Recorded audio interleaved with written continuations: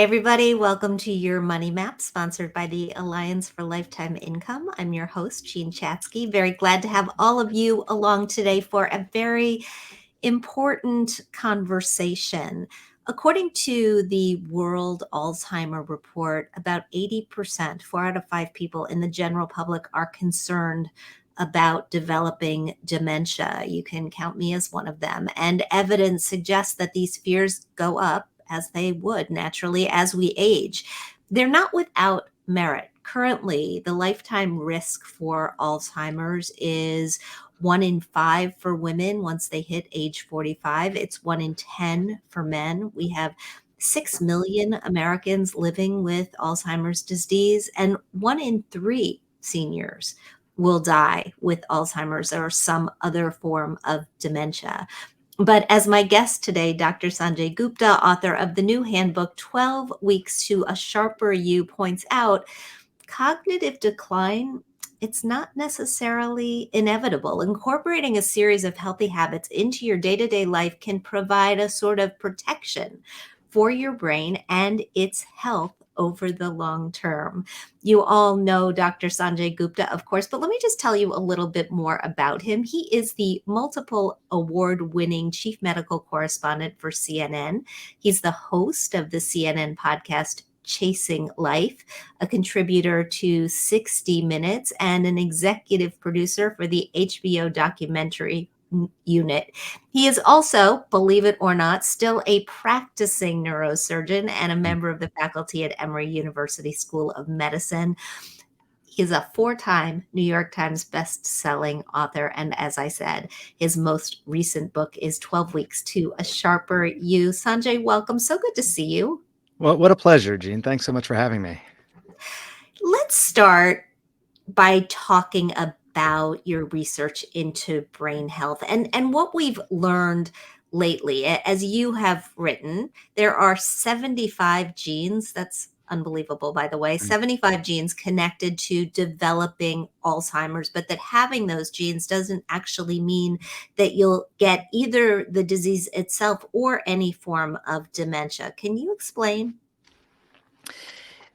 I think, when it comes to the nature nurture sort of debate, we always have this with regards to all these different things in medicine.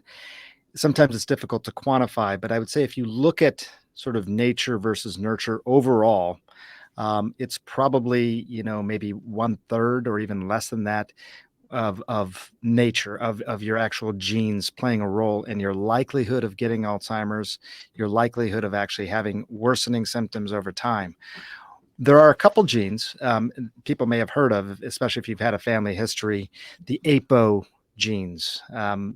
If there's a maybe more than people necessarily want to know, but there's a E4 specifically.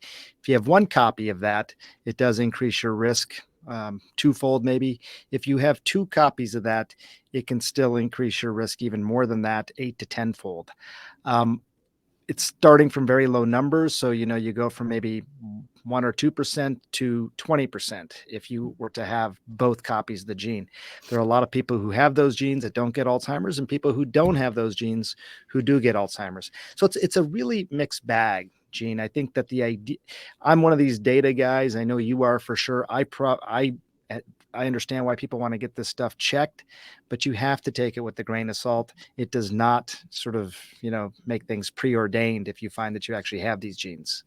Are they the sort of genes that people are testing for on a regular basis? I mean, I know when I was pregnant many, many years ago, I got the triple test, and now there are so many more genetic tests that you can take.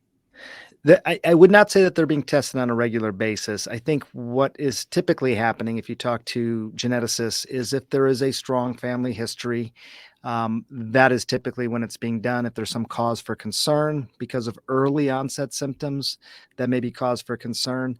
But you have to ask yourself sort of whenever you do a test like this, what is the projected sort of decision tree? What are you going to do differently as a result of having done that test? So it's really important. I don't think most people are recommending it sort of as a universal screening for Alzheimer's or, some sort of genetic testing for it. In your books, you lay out a path to improve brain health.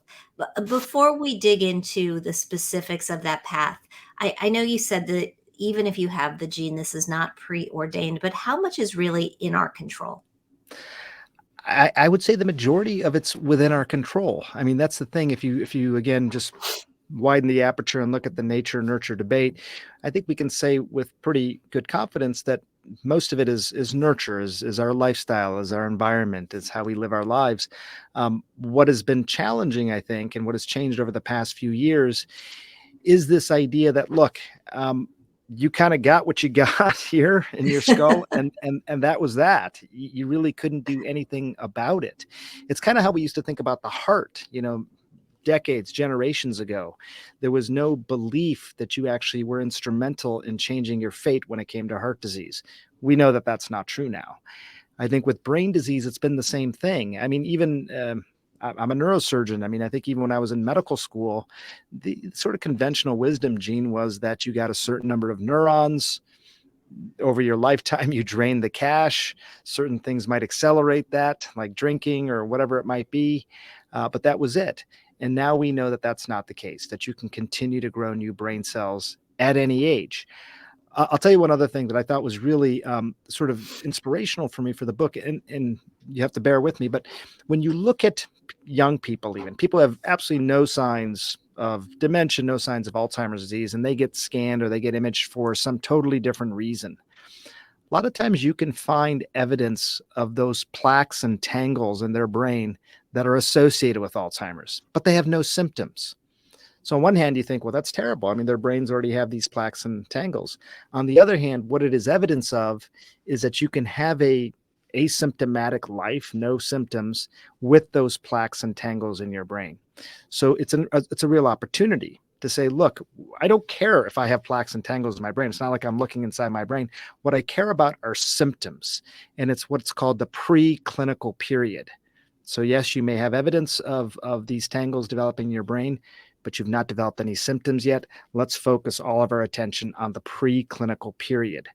And that's what a lot of neurologists who focus on Alzheimer's disease are now doing. That preclinical period, is that when the focus is on what you call brain resiliency? And Yes. how do you just describe that and maintain it? Yeah, so I mean, brain resilience is one of these things. Resilience is one of these words, I think, that may mean different things to different people. I have a specific way of looking at it, but I will tell you, just generally speaking, to think of resilience like this, we all have challenges in our lives. We all have, I mean, you turn on the news, you look at what's happening, and there are some people who are just totally crushed by that onslaught of daily events. And frankly, there are other people who are in a way strengthened by it, more like working a muscle, like going to the gym and, doing something. What is the difference between those two populations of people, people who are crushed versus people who are maybe even strengthened by it? I think that is brain resilience. If you have a resilient brain, you are more likely to be strengthened by it. Now, your second question, how do you get to that point? What I would say is that pretty simply sort of laid out is that we use our entire brains, but the majority of us use a very small percentage of the brain the majority of the time. If you wanted to think about this the way you lived maybe during COVID, you're primarily home. Maybe you went to the grocery store, post office, whatever, kids' school, things like that. You could drive those roads with your eyes closed, but you really weren't traveling much. You weren't traveling to other cities, other parts of the world. It's kind of like how most people use their brains. They got this one area really down pat. You could drive the streets blindfolded, but getting out and traveling in your brain is what builds resilience. I'm speaking metaphorically, obviously, but travel is you getting on a plane and going somewhere. In your brain, that might mean doing something completely different than what you normally do, whether it be a new activity, whether it be a same activity in a totally different way, if it's interacting with brand new people, challenging yourself in ways that you haven't challenged yourself, whatever it might be. These are sort of the building blocks of developing resilience and frankly, even redundancy within the brain. so that if you start to develop problems with a particular area of the brain, plaques and tangles starting to form, you have all these other parts of the brain that have been regularly exercised, regularly used, made more resilient, made more redundant. That's sort of the general gist of it. Scientifically speaking, the process is called neurogenesis, which means building new brain cells. And what I think I really tried to get at, and I do this now in my own life, is do things to sort of spawn the neurogenesis in all these different parts of your brain. That's a long answer, I realize, and maybe you get a little No, it's perfect. It neurogenesis. makes makes me think of two things. First of all, the description of driving, right? I mean, you want the pathways known to you so that if one road is blocked, you can take the back roads and you can get to the same place. That's But right. it also, I keep flashing on A Wrinkle in Time, and I don't know if you ever read that book when you were a Sure. child, but they measured intelligence by the percentage of brain cells or your brain that you were using at the time. So Yeah, that's right. weird childhood Actually, I'd memory. forgotten that. I should have included that in the book. You're right. So, yeah, but I think these are good examples. I'll make it even a simpler example. When if you're right-handed, tonight, eat with your left hand. Oh, I've Tomorrow tried morning, that. brush your teeth with your left hand. And why is that make such a big difference? Well, we do almost everything with our dominant hand, with the dominant side of our body. Whenever you open a door, you're opening with the dominant side of your body. How your body moves in response to opening that door, the way you sway your shoulders and your hips, everything becomes sort of geared a certain way in your body and your brain. Once you start to just do things in a different way, in this case, using your left hand instead, your non-dominant hand, you're actually activating a different part of the motor cortex, in your brain. If you were to have a stroke that affected the dominant side of your body, now all of a sudden you have this non-dominant side of your body because the non-dominant side of your brain that's been activated. I'm again simplifying, Gene, but I think that's the way to really sort of think about it. You want to continue to build redundancy, and frankly, most people, myself included, to be totally candid, have not even tried. I started trying after I, was working on the book and talking to Yeah. neuroscientists. I would ask them, I said, with all you know, how do you live your life? Like, what are you doing to promote neurogenesis? And that's how I got at a lot of the recommendations I made. I I I know that your prescription is very I mean, there's a whole book, right? I don't We don't have time to go through the entire RX, but I've pulled together some of the components that you talk about, and I'd love if we could dive a little bit deeper Sure. into them. You talk about being more active and point out that CDC research shows that people who are inactive are more than twice as likely to experience cognitive decline. How active is active? Um, Less so than you might think. If you give me, just 1 minute to explain the mechanism of that, it's really interesting. First of all, people are going to watch your show here, and they may immediately start Googling, "Can you prevent Alzheimer's? Can you, slow symptoms?" All that. And what you'll find is that the evidence is growing, but the most evidence exists around movement. Okay, that's probably got the strongest sort of correlation, as you point out, between movement and decreasing signs and symptoms of dementia, preventing dementia in the future, all of that. And what is interesting is that, again, going back to this neurogenesis, this building of new brain cells, one way that that happens is by creating these factors in the brain. And the most, you don't need to remember this, but the factor that everyone talks about is BDNF, brain derived neurotrophic factor. As someone said to me, it's kind of like the miracle grow for the brain. You can't eat it, you can't inject it, you have to make it on your own. And the most reliable way to make it is through movement. It's almost like when your body's in motion, it's sending a signal. Hey, I want to be here. I want to be cognitively, smart and good and as effective as I can be. Make BDNF. So movement is going to be your best bet. Any kind of movement will do. But here's the caveat, and I learned this, which I think is really important. When you're intensely active, that can be really good for your cardiovascular health. But when you're running or you're doing something that requires a lot of intensity, you're also making a lot of cortisol, which is a stress hormone. So certainly you're making BDNF, but you're also making cortisol. Cortisol can actually inhibit BDNF. So brisk walking, you'll make BDNF without inhibiting it through the stress response. Intense activity, which can be very good for your heart. I have a family history of heart disease, so I still am intensely active for periods of time. But that's not going to be as good for your brain. People always say what's good for the heart is good for the brain, and that's mostly true, but there are examples where that's not the case. And this is one of them. So you don't have to be intensely active for good brain health. You should be moderately active, brisk walking, for example, as opposed to running. And is consistency important? I was thinking about weekend warriors. Yeah, that's actually a good question. It's not something that I addressed in the book, but you can be constantly making BDNF. You don't develop a tolerance to it, for example, if you do it, and then suddenly you're not getting the same effect. So doing it regularly is obviously going to be your best bet.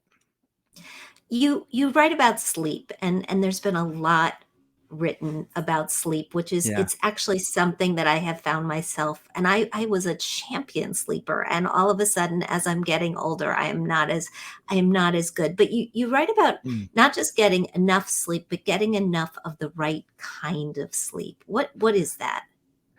Well, when we sleep, I think a lot of people sort of imagine almost like a hibernation like phase of your day, and really from a brain perspective, that's not the case. There are several things that are happening. Two of the most important things are all the events of your day, things that happened to you that weren't necessarily transformative or monumental, but things that you'd like to remember and record. Those things go from your short-term memory stores to your longer-term memory stores. That happens when you sleep. I tell my teenage girls this all the time, by the way, when they're studying for exams, they pull all-nighters and they think that they're, helping themselves. But the problem is by not sleeping, they're not as likely to remember it when the exam actually rolls around because they've never actually transferred it to long-term memory. I tell them it's not that you're forgetting, it's that you never properly remembered. There's Wow. a difference there. So that happens when you sleep. The other thing that is more current is that we have this lymphatic system in our body, lymph nodes all over. It's to basically move waste away from the bloodstream, from our body, from the soft tissues, and excrete that waste. That's called the lymphatic system. In the brain, it's called the glymphatic system. Same sort of system. You're clearing the waste that has accumulated over a day or over a week, whatever period of time. That happens all the time, but it's far more efficient when you sleep. So those two things, the removal of waste, the transfer of memories from short term to long term, really happen when you sleep. All stages of sleep are important, but it is the deep sleep when you actually are getting the most of those two things that I just mentioned. So you want to make sure you're actually cycling through the various stages of sleep, and you can monitor that. I actually am, like I said, a data guy, so I monitor my sleep in all sorts of different ways. But it's good insight. I learned, for example, I I'm totally fine having a glass of wine at dinner, but I also realize that whenever I do that, even if it's just one glass, it interferes with my sleep predictably, reliably. So, it's not to say that I've become a teetotaler, but I'm just aware of the fact that it's going to have an impact. You can gather insights about yourself that way by just tracking your sleep for a couple of weeks. You also wrote about the fact that you have this pre-sleep routine and you bumped it from like 30 minutes to an hour. I'm curious what's in it. The biggest thing, Gene, for me, and I'm sure maybe for you as well, we're both media people, is that I had a high sort of desire for input into my life content. Just this desire to constantly know what's going on and to feel a little bit out of the loop if I didn't know what was going on, even for a half an hour or so. It was devices almost entirely that I just eliminated from that part. And I have my own strategies. Everyone can develop their own. I have a few people in my life. If they're texting me or whatever, it will buzz through. It'll vibrate my phone, but all the other notifications are turned off. And I just read. I don't turn on the television. I just read. I'm usually reading a couple of books at any given time. Some of them make me more sleepy than others, but that was basically it. I start my routine, like you said, about an hour ahead of time. I exercise every day, but I try not to exercise too close to the time that I'm going to bed. I avoid caffeine after around 1 o'clock or so. Caffeine is super interesting. We have this natural chemical called adenosine, which from the moment you wake up, it's at its lowest level, and then it starts to build up throughout the entire day. And that's ultimately what makes you sleepy. Caffeine blocks adenosine. It Ah, blocks it, which is why it gives you a jolt. It's not the caffeine as much giving you a jolt as it is the blocking of something that would make you sleepy, if that makes sense. But if you do it too late in the day, it's obviously going to interfere with your sleep. So, a room, for me, my wife and I have this debate every night about how cold the room should be. I like it cold. She likes it slightly warmer. So we got blankets, we figure it out. But it's just I take it really seriously. I probably did not take it seriously enough for most of my life. I did 7 years of neurosurgery training, where the metric of success seemed to be how little you could get by, how little sleep you required. That's not me anymore. 7 to 9 hours is a target. Don't always hit it, yeah. but that's the target. When you talk about exercising the brain, and I think that's where you were going with the The using your resilience. opposite hand and resilience.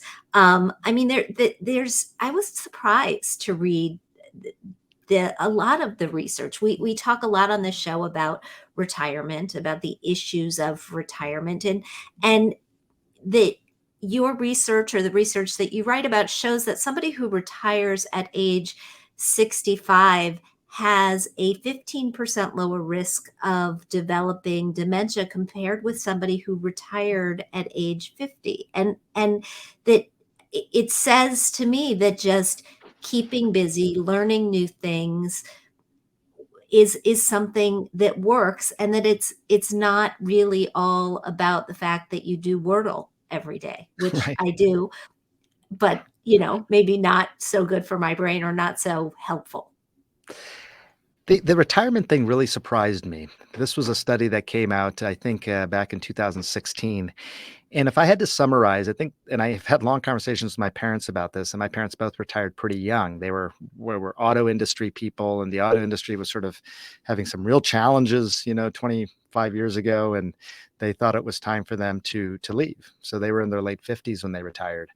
Um, but what is interesting is that I think the assumption for a lot of people is once I retire, I will fill in the blank. I will be more active. I'll read more. I'll engage more, and all that sort of stuff. And I don't mean to say this in a dispiriting way, but what you find is that for a lot of people, that's not the case. That in fact, even when they're working, they're actually even though they're busy with their jobs, they're still doing more of the other things. They're more likely to actually also incorporate exercise in their life. They have the constant interaction with people, maybe at their place of work, and social things that maybe work requires. So even though it's work, the work is the job is providing a lot of other ancillary benefits. Now, if you retire and you are really diligent about making sure you incorporate those other things into your life from a brain health standpoint, then that's great. But that is not the case for a lot of people. So early retirement was actually a detriment when it came to brain health. Part of it is, I think, just the challenges as well. That work provides. The challenges, the intellectual stimulation. When it comes to Wordle or crossword puzzles and things like that, this is really interesting, and people have strong opinions on this. If we go back to the metaphor that I was saying about the city, and you're living in your city and you know how to drive to the grocery store with your blindfold on, doing crossword puzzles or things like that is like getting even better at driving those same roads, which is good. You want to be as good as you can at driving those same roads. But if you want to travel to a totally different city or a totally different country, you've got to do different things. And that's really, I think, maybe the headline of brain exercise. Practice makes perfect, but doing things that get you outside of your comfort zone is what builds resilience. So, keep doing things that you enjoy. But Erin Burnett, who's one of our anchors at CNN, you probably know Erin from, I'm sure you've Sure. crossed paths. She told me that she had read the book and she started taking up painting, which she had never done before, and she was painting with her left hand. And this is what she decided to do to exercise her brain. She was really nervous about being an artist. She's a terrible artist. It was outside of her comfort zone. It had a motor component because, you're actually using your hands. And in her case, it was her non-dominant hand. So that's an example, a good example. And by the way, she sent me some of her paintings. They're fantastic. But that's a good example of brain exercise in a way that maybe people hadn't considered. Does it have to have a motor component, a physical component, or could I pick up a new language? Languages are great. The motor component, though, I will say, when you talk to people like Eric Kandel and other neuroscientists who've written a lot about this, it makes a huge difference, though, if you can incorporate a motor component somehow to it. Why is that? Because you're trying to basically use as many different parts of the brain as possible. When I'm sitting there having this conversation with you, for the most part, I'm using a memory store to remember, things that I've written about, and I'm using my expressive part of my language. I'm speaking to you. I'm obviously listening as well. If you so much as just imagine a song and you singing that song or playing that song or dancing to that song, just imagine it, not even doing it, and you were to image your brain, you'll see all these different parts of your brain light up. You'll see the part of your brain that's responsible for speech because you imagine you're singing it. You get your motor component if you imagine playing the guitar, the piano, or the drums, whatever it might be, the beat to it. Your cerebellum, it gives you a certain amount of rhythm to it. When Congressman Gabby Giffords was shot in the head, remember this? One of Yeah, the for sure. big parts of her rehab was music therapy. And I'll never forget, they had this song, When the Saints Come Marching In, and they had her stand up, sing it, and march her feet to the song as well. And it was an example of basically activating all these different parts of the brain at the same time. It's just it's so fascinating. Yeah. The other thing that I think we've been dealing with, especially the past couple of years, has just been an overwhelming amount of stress. If you look at every study on stress, basically you see that stress um, has gone up. I want to talk about two different kinds of stresses. First of all, you write about the difference between stress and toxic stress. Yeah. What do you mean? I think the best way to put it is stress we all need. We do need stress. People tell me all the time, I want to get rid of stress in my life. And I tell them that's a terrible idea. You need stress to get you out of Why? bed. Well, it's what motivates you. It's what, motivates you to study for an exam, gets you out of bed, makes you want to do better. I think what we deal with now, toxic stress, is maybe better described as relentless stress, chronic. It just doesn't go away. One of my favorite books that I've ever read is called Why Zebras Don't Get Ulcers. And it's written by this biologist named Robert Sapolsky. And it's a great book, but the title sort of says it all. Zebras, when they're being chased by a predator, their stress levels are through the roof. They're running for their lives, quite literally. And then seconds later, when there's no longer a threat, they are happily grazing. And their cortisol and their stress levels come all the way back down. We humans, for all sorts of different reasons, don't live our lives like that anymore. Stress goes up and it stays up. It stays at a high level for these really long periods of time. That may be one of the other extreme benefits of sleep, is that at least gives you a window of time in your day, in your life, when you're not experiencing that super high cortisol sort of toxic level of stress. So that's what I really mean, is that I think we need stress. We need things to motivate us, but you got to find the periods of time to make the stress more cyclical as opposed to constant. What does it do, this stress, to your cognitive ability?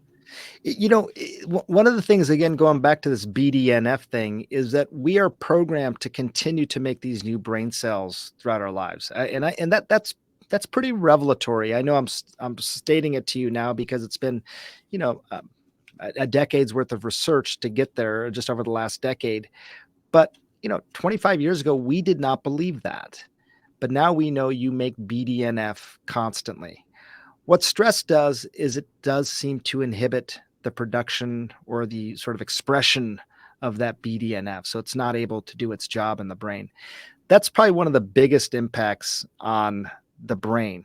It does seem to shrink memory stores, hippocampus, so you may not have as good recall. I think the evidence is a little more limited on that because stress is a little bit hard to measure as well, unless you're actually measuring, taking blood samples on a regular basis. A lot of times it's self-reported, but I think there's pretty good evidence that people who have smaller hippocampi have been exposed to more stress in their life, have had more adverse childhood experiences in their life. So there's a lot of toxicity that can come again from that chronic stress, that relentless stress that we're talking about. A lot of the relentless stress these days for a lot of people is financial. When we look at studies of the things that are stressing people out, money often winds up at the top of the list. And interestingly, I know the financial world, your financial life, is one of the areas where signs of cognitive decline Hmm. show up first. That Hmm. we see it when people stop paying their bills, or when mail starts to pile up, or when they start to over order things from late night television. What are the connections there? That's really interesting. I had not. It makes total sense. I had not considered that. And I think probably a lot of people hear that, and I immediately think of my parents, who again are in their late 70s, early 80s now, and yeah, I think how they've approached finances and stuff. I think that one of the things, one of the parts of the brain that is the last to develop and is perhaps the most impacted by many of the things that we're talking about are your executive functions part of your brain, your frontal lobe, your prefrontal lobe. This is, kids don't have great prefrontal lobes, which is why they are so impulsive, less likely to have thought things through, more likely to be reactionary. I know this is a neuroscientist, so I know it's not their fault, and yet you can still, as a parent, make sure that you're trying to parent as effectively as possible. But I think when you start to lose some of that executive function, it's not that this is not an intelligence thing, and this is not even a memory thing, as much as it is not applying the same executive function to things. So the late night ad pops up, and instead of considering it as you might have earlier in life for a period of time and doing some homework and asking people about it, you're like, I want those knives, or I want that sprinkler system, or whatever it might be. So I've seen those boxes show up at my parents' house sometimes. I'm like, why we have absolutely no use for this? But I think that that's probably part of what's going on here. It seems again to be less associated with some diminishing in your overall cognitive abilities as much as it is your forethought, if you will, to doing something. We see this in people who are manic. Mm. If you have a manic episode of a manic depressive sort of thing, you tend to react to things very quickly and bypass the executive functions of the brain. That's why a lot of terrible decisions are made. It's the same sort of thing here.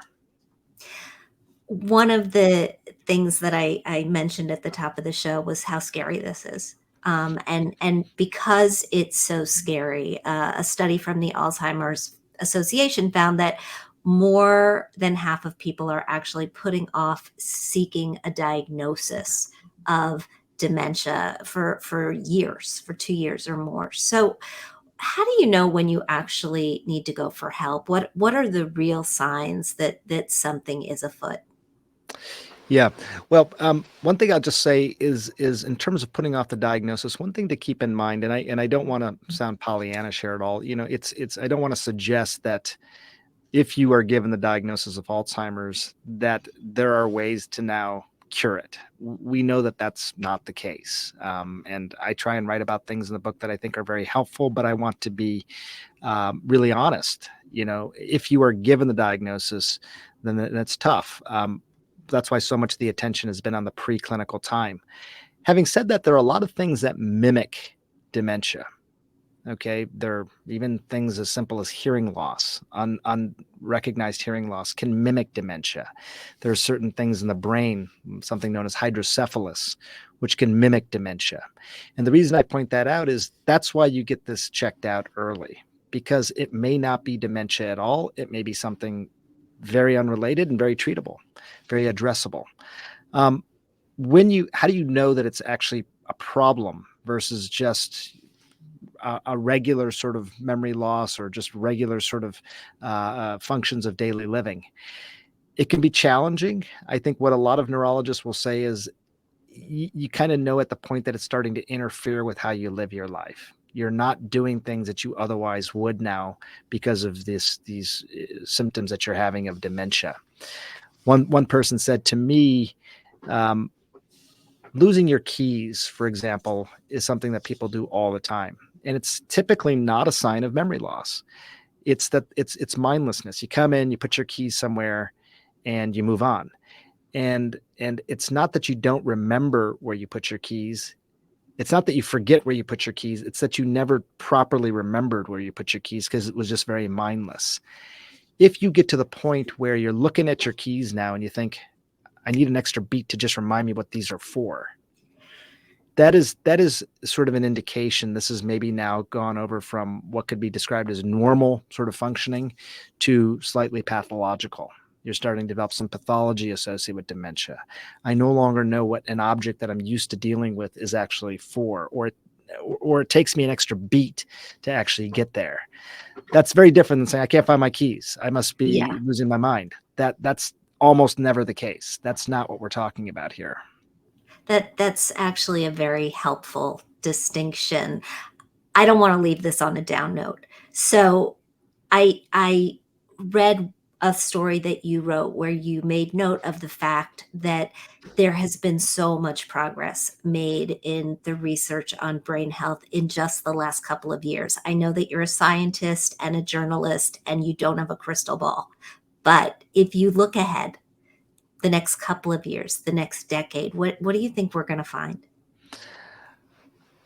I think if we fast forward, a decade maybe or so, there's several things that are happening on a few different fronts. One is that for 14 years there wasn't a single new therapeutic approved to try and treat Alzheimer's dementia. Not a single one. In the scientific world, in my world, the neuroscience world, Alzheimer's research was sort of considered the valley of death because you couldn't get funded. If you did get funded, almost nothing was to come of the research that you were doing. So fewer and fewer young, brilliant scientists were even going into it. That's starting to change. There have been, just within this past year, 2 new therapeutics that have been approved by the FDA. They're not panaceas by any means, and some would even argue they have pretty incremental benefit, but it is movement in the right direction, and I think reflective of a deeper understanding of what exactly is happening in the brain in people with Alzheimer's dementia.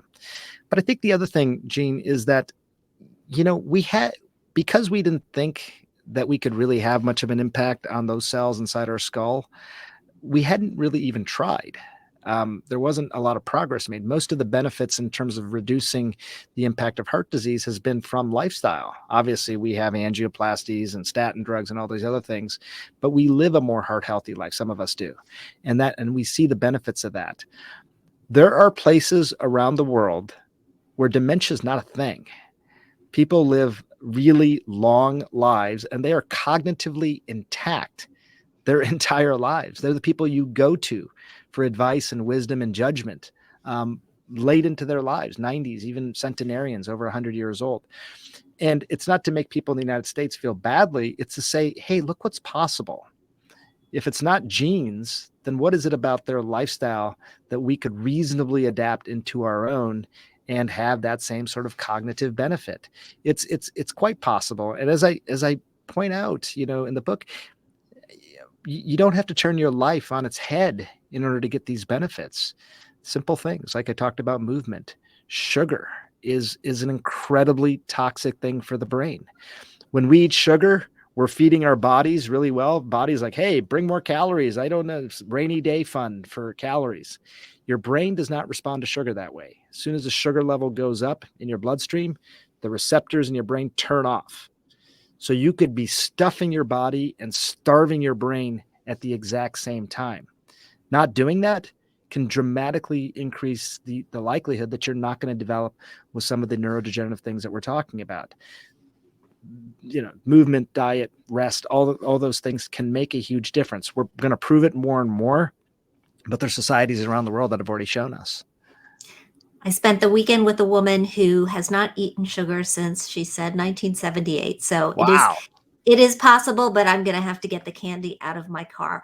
Dr. Sanjay Gupta, the book is 12 Weeks to a Sharper You. Thank you so much. What a pleasure, Gene. I'm a big fan of yours. I really appreciate you having me. As right back at you. Is there a website that you like to send people to for more information? I probably should have one of those, shouldn't I, nowadays? A lot of my articles will show up on CNN.com. Simon and Schuster has a profile page for the book. This book is a workbook. Keep Sharp was a more complete book. So if you want a lot of the whys behind the whats, then those are the two places to go, I think. Fantastic. Thank you. And if you all are looking for more information on the Alliance or this conversation, you can find it at protectedincome.org/Gupta. Thank you so much for being here. Hope to see you soon. Thank you.